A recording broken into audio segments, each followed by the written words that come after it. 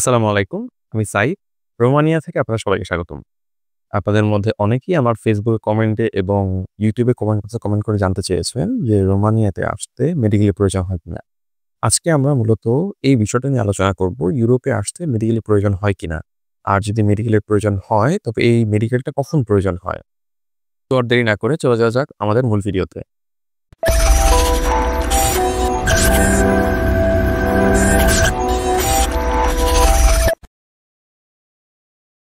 রোমানিয়াতে আসার জন্য যখন একটা আবেদনকারী একটা এজেন্সিতে ফাইল জমা দেয়, উম অনেক এজেন্সি আছে।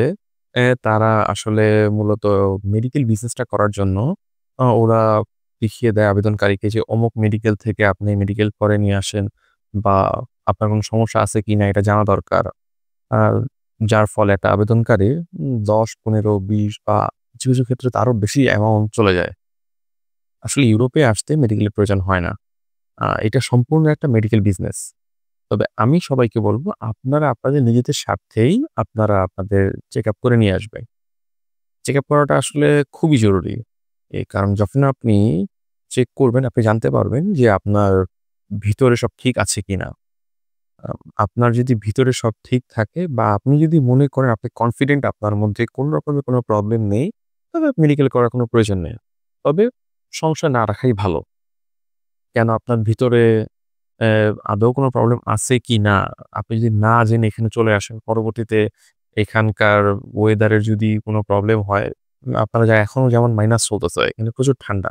অনেকের ভিতরে ঠান্ডা, বুকে ঠান্ডা বসে যায়, কফ জমে যায়। এই যে প্রবলেমগুলো হয়, এই প্রবলেমগুলো যদি আপনি আইডেন্টিফাই করে সলিউশন করে না আসতে পারেন, এখানে আসার পরে পরবর্তীতে আপনাদের অনেক সমস্যার সম্মুখীন হতে হবে। আপনি যেখানে ডক্টর দেখাবেন, ইংরেজিতে একটা সাধারণ মানুষ কতখানি বা বুঝাতে পারবে? আপনি কিন্তু বাংলাদেশে একটা বাংলা ভাষার ডক্টরকে আপনি কিন্তু খুব ইজিলি আপনি বলতে পারবেন, আসলে আপনার এই জিনিসটা দরকার, আপনার এই প্রবলেমটা হচ্ছে। কিন্তু ইংরেজিতে কি আপনি একটা আপনার মনের যে ভাব, এটাকে আপনি সম্পূর্ণ প্রকাশ করতে পারবেন? তারপরেও যদি মনে করেন আপনি ইংরেজিতে আপনার প্রবলেমটা আপনি ডক্টরের সাথে শেয়ার করতে পারবেন। কিন্তু এখানে একটা প্রবলেম থেকে যায়। আসলে এখানকার ডক্টর আর এখানে কিন্তু ইংরেজিটাকে খুব কম প্রায়োরিটি দেয়। তারা মেক্সিমাম তাদের নিজস্ব ভাষা অর্থাৎ রোমানিয়ান ভাষায় কথা বলার চেষ্টা করে। তো দিন শেষে একটা প্রবলেম থেকেই যাচ্ছে।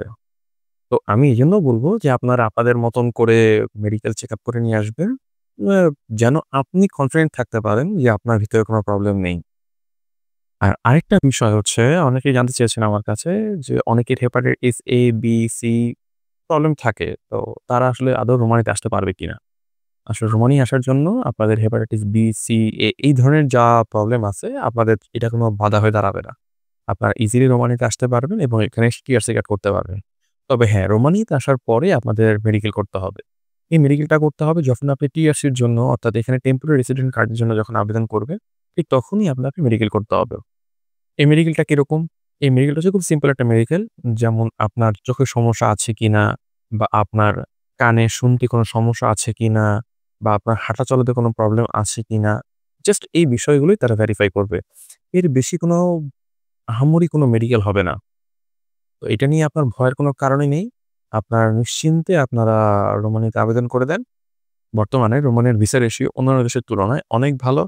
আমি সবাইকে বলব আপনারা যত দ্রুত সম্ভব আপনারা আবেদন করে দেন। কারণ একটা কথা আছে বাংলায়, "যায় দিন ভালো আসে দিন খারাপ।" আজকের ভিডিও এ পর্যন্তই। আমার মনে হয় আমি আপনাদের বোঝাতে সক্ষম হয়েছি আসলে মেডিকেলটা কখন প্রয়োজন হয়।